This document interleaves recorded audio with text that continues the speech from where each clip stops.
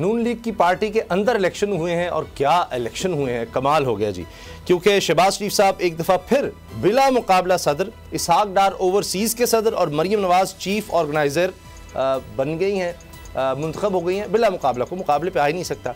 लेकिन इन्हीं हवालों से जिस तरह से इलेक्शन होते हैं, क्योंकि इलेक्शन कमीशन ने कहा हुआ है जी आप करवाएं तो एक कार्रवाई होती है।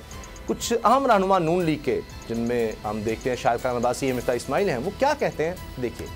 शाहिद खान अब्बासी साहब साहब वज़ीर आज़म हैं और वो ये तक कह रहे हैं, कल ही उन्होंने एक प्रोग्राम में कहा कि मैं तो इलेक्शन ही नहीं लड़ूंगा, ये बेमकसद से इलेक्शन है और पार्टी में इलेक्शन उन्होंने क्या लड़ना था। इसके साथ आप ये देखिए कि इसहाक डार कहते हैं ये री इमेजिनिंग वालों ने ही बेड़ा गर्क किया है।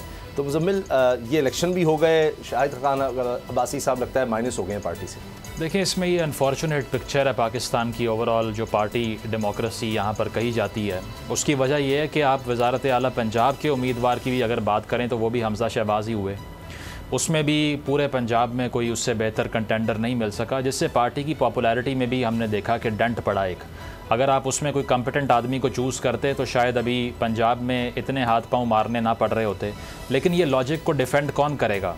अब अगर साद रफ़ीक साहब के स्टेटस का या फिर इसके साथ साथ मिफ्ता इस्माइल साहब के स्टैचर का कोई आदमी या शाहिद खाकान के स्टैचर का कोई आदमी, वो किस तरह आके ये डिफेंड करे टीवी के ऊपर कि हमज़ा शहबाज मेरे वज़ीर आला पंजाब हैं? या फिर अगर वो मरीम साहिबा के हवाले से जो बयान दे रहे हैं अभी, तो वो मैं समझता हूँ कि वो इस चीज़ को माइंड करते हैं कि मैं सीनियर हूँ पार्टी के अंदर और मुझे किसी ऐसे पर्सन को रिपोर्ट करना पड़ेगा जो सीनियरिटी की उस लिस्ट में नहीं आता।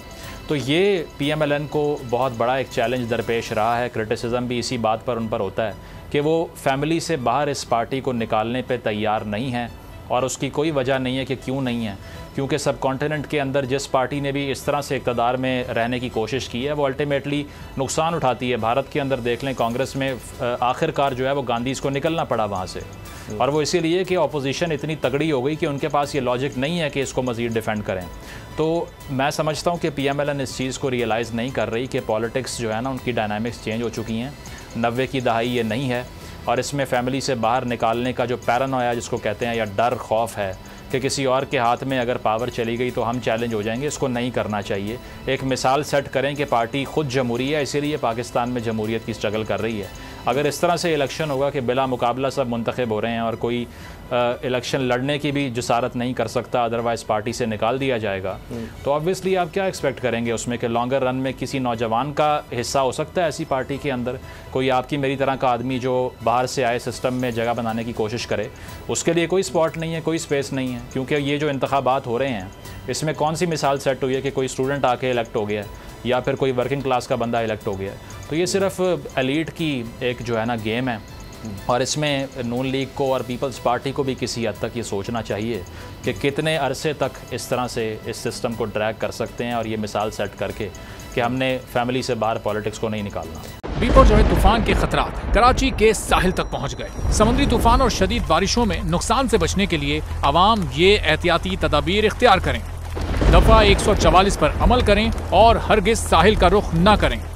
साहिल समंदर के नशेबी इलाकों में रिहाइश पजीर अफराद फौरी तौर पर महफूज जगह पर मुंतकिल हो जाएं। दौरान बारिश और आंधी में गैर जरूरी बाहर निकलने से परहेज करें। तमाम जरूरी अद्वियात प्लास्टिक के बैग में अपने साथ रखें। बिजली के तार और खंभों से दूर रहें और उन्हें हरगिज ना छुएं, ये जानलेवा हो सकती हैं। गाड़ी चलाते हुए एहतियात करें और स्लो ड्राइविंग करें। गाड़ियों और मोटरसाइकिल को बिजली के खंभों के नीचे पार्क मत करें।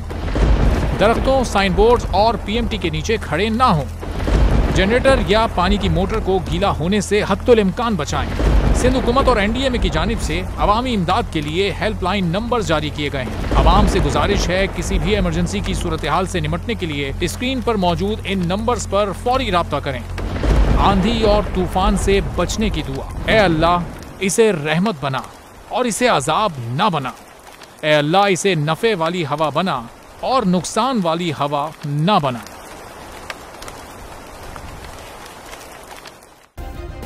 सब्सक्राइब करें और बेल दबाएं ताकि कोई खबर रह न जाए।